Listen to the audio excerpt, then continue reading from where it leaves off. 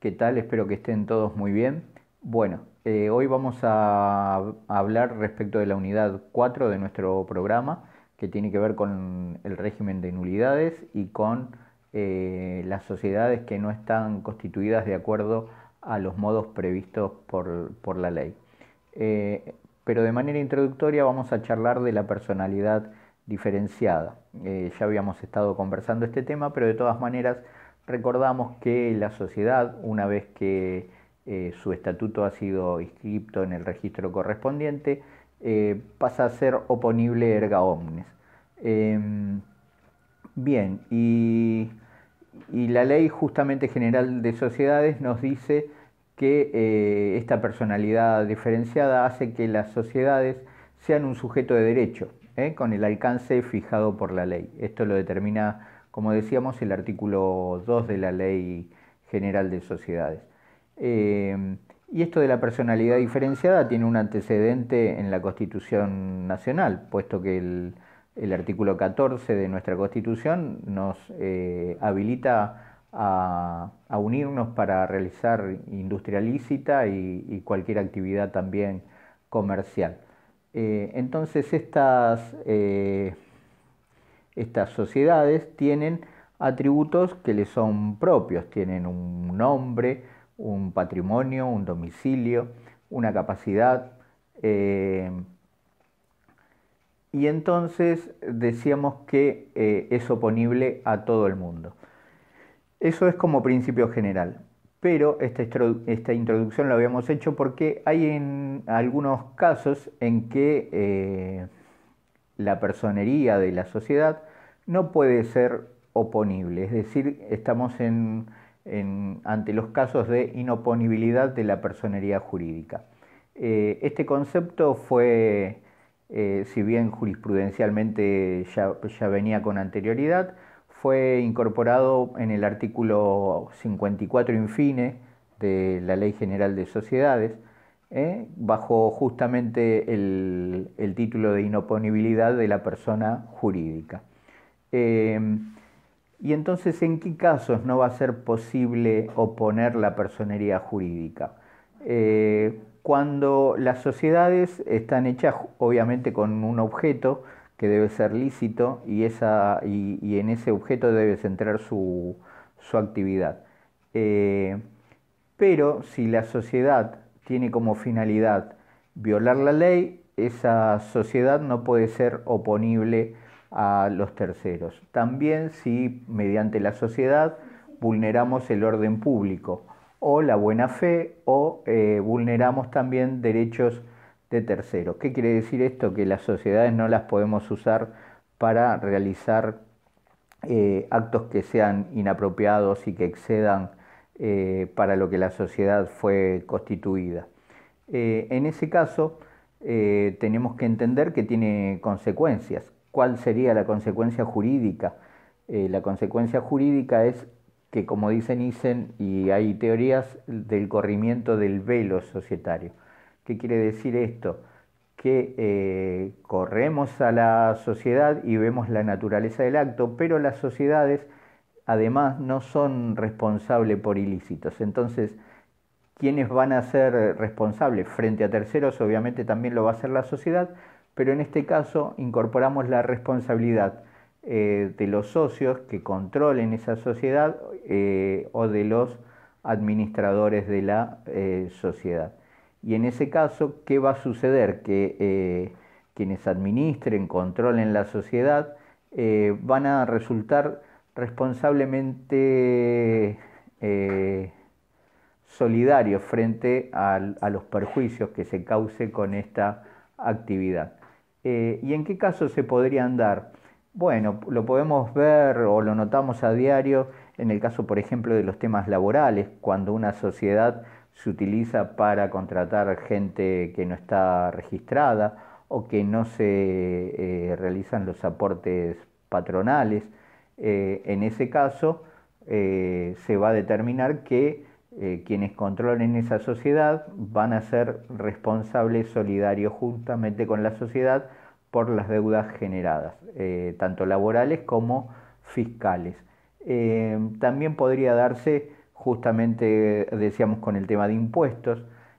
También puede ser que podemos correr el velo en los casos y ha sucedido, y hay casos que están explicados justamente en el texto de Nice, en que, por ejemplo, en caso de quiebra, existen distintas sociedades, hay un holding, un grupo de sociedades, y si una sociedad cae en quiebra, los acreedores pueden hacer que caiga ese velo societario y que se determine que es de un holding, y entonces también ha sucedido que se ha extendido la quiebra a las otras sociedades del grupo.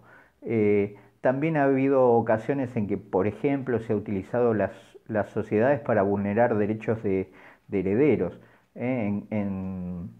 Por ejemplo, en el caso en que existieran varios herederos, se pone los bienes a nombre de una sociedad y se excluye a alguno de esos herederos que la ley determina que son forzosos, legítimos y forzosos.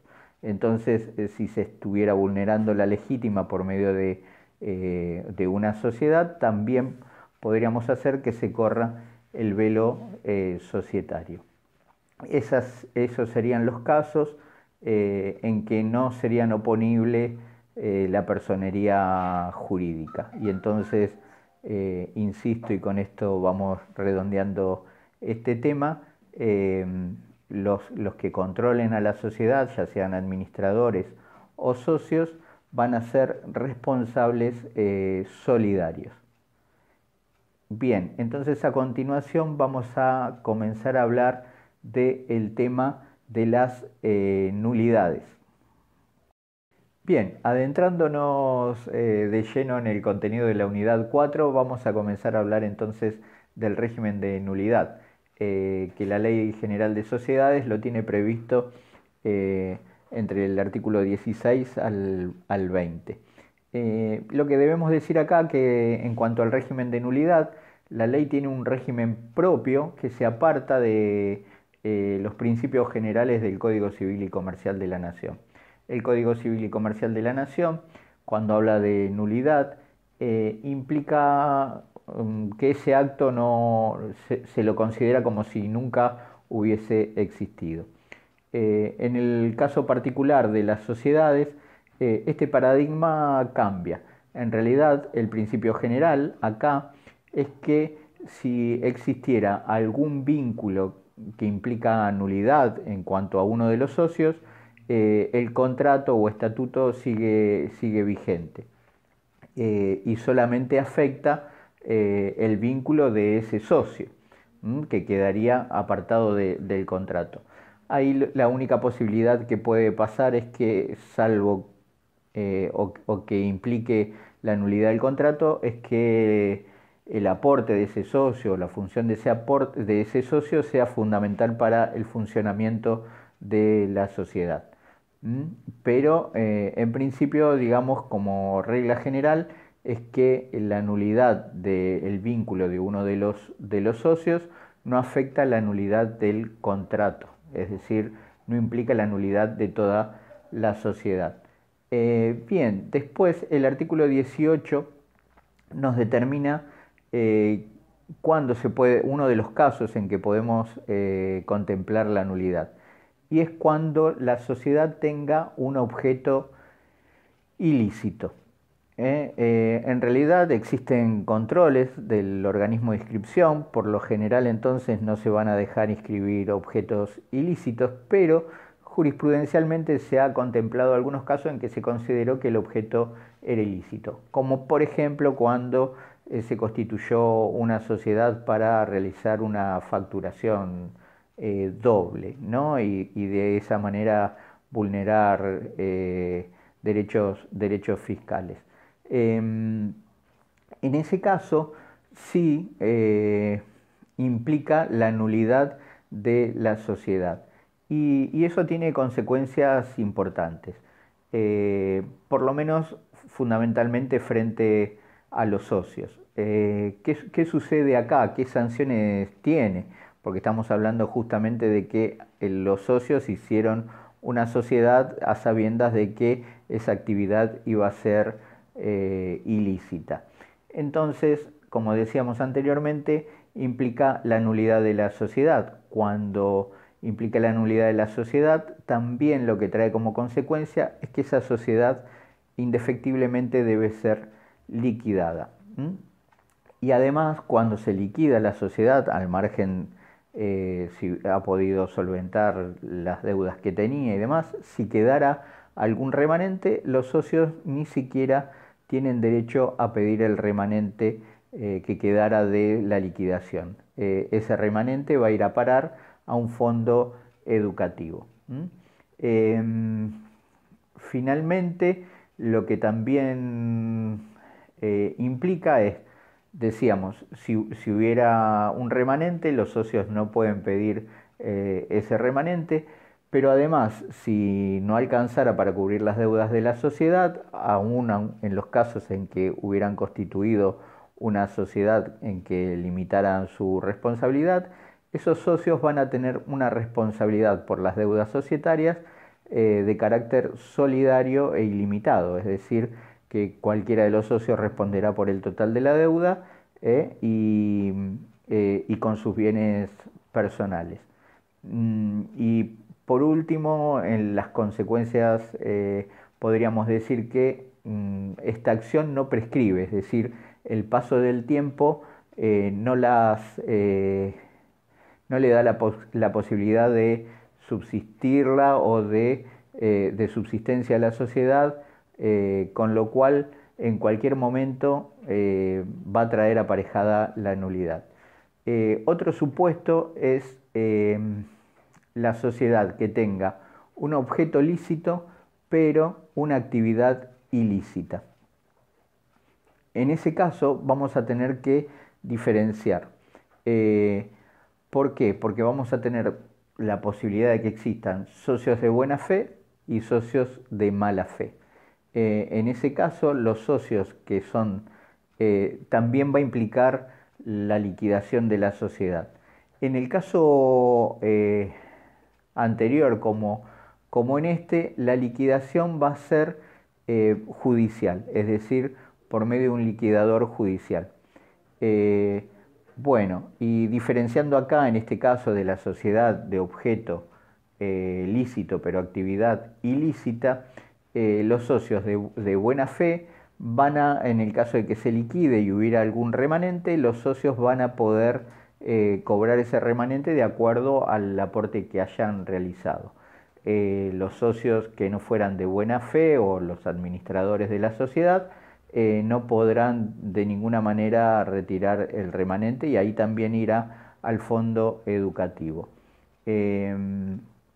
Finalmente, ¿qué sucede acá también con la responsabilidad de los socios en el caso en que a partir de la liquidación no puedan ser saldadas todas las deudas de la sociedad? Bueno, también en este juego dual, digamos, de responsabilidad, los socios de buena fe no van a responder más allá de la responsabilidad que haya fijado el contrato y su categoría de socio, pero los socios que son de mala fe o que administraron, o las personas que administraron, que también pueden ser no socios, van a responder de manera solidaria e ilimitada por las deudas de la sociedad. Y en este caso también la acción es imprescriptible. Por último, vamos a tener el caso de sociedades que tengan algún defecto de forma, es decir, que no cumplan con la tipicidad. En ese caso, estas sociedades quedan sometidas a las normas que vamos a pasar a revisar, que tienen que ver con las sociedades que no están constituidas conforme a uno de los tipos previstos por la ley, lo que ahora pasaremos a desarrollar.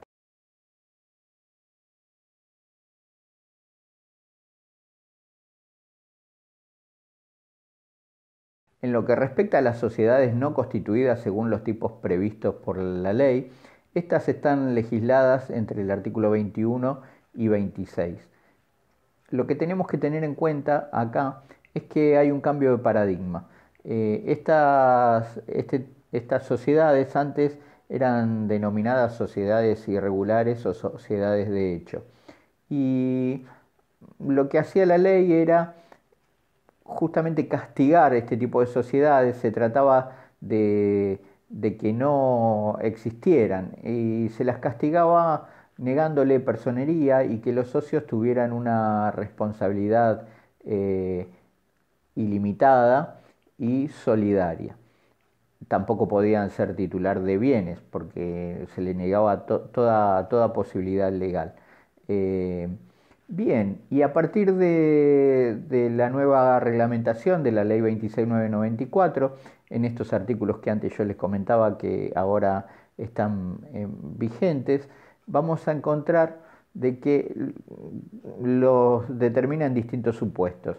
Uno de los casos sería la omisión de requisitos formales y otra posibilidad es la no adaptación a los tipos previstos por la ley. Pero en ambos casos estamos en presencia de la existencia de un estatuto. Lo que sí ahora la ley no hace es mencionar justamente a las sociedades de hecho, son aquellas en que no existe estatuto. Pero entendemos que también quedan comprendidos dentro de estas disposiciones. Lo que ha cambiado como paradigma es que ahora sí se las reconoce como sujeto de derecho. Tal es así que inclusive pueden tener bienes, pero no alcanzan a constituir una persona jurídica. Entonces, para que puedan ser titular de bienes, los compran los socios y los inscriben diciendo que corresponden a esa sociedad que es una sociedad no constituida formalmente. Bien, y además lo que tenemos que ver es que estas sociedades son oponibles, ¿eh? Cuando tengamos un estatuto es plenamente oponible entre los socios, es decir, los socios entre ellos se pueden reclamar las obligaciones y exigirse los derechos que surgen de este contrato. Y en cuanto a los terceros también tiene una particularidad. Decíamos que la inscripción lo que hace justamente es que los terceros o que la sociedad sea oponible erga omnes, es decir, para todos los terceros.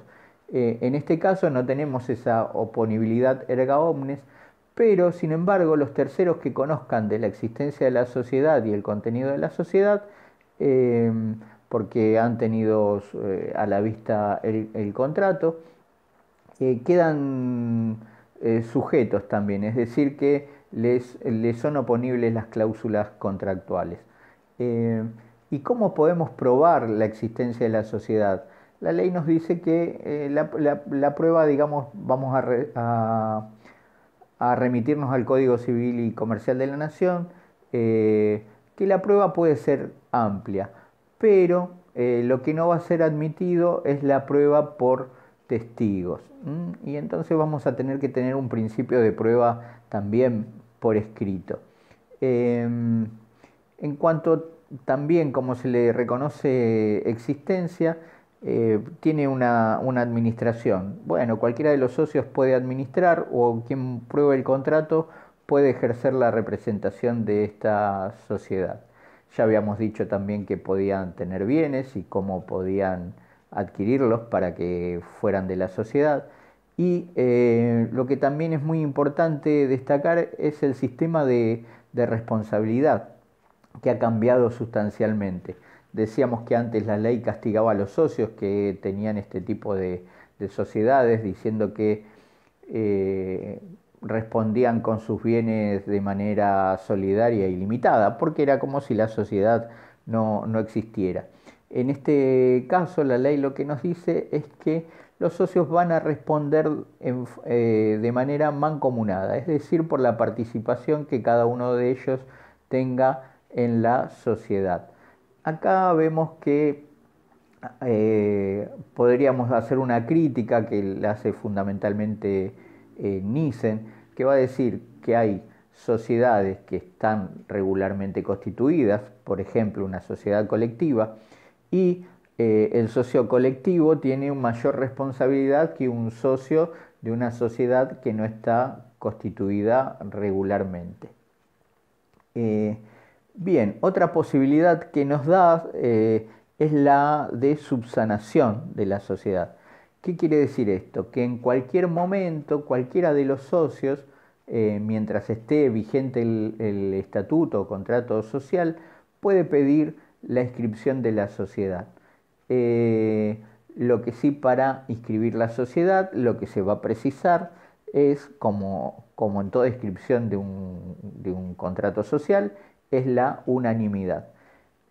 Si no existiera esa unanimidad, el socio que no quiere regularizar la sociedad va a tener la posibilidad del derecho de receso, es decir, que se le abone su participación societaria por parte de los otros socios.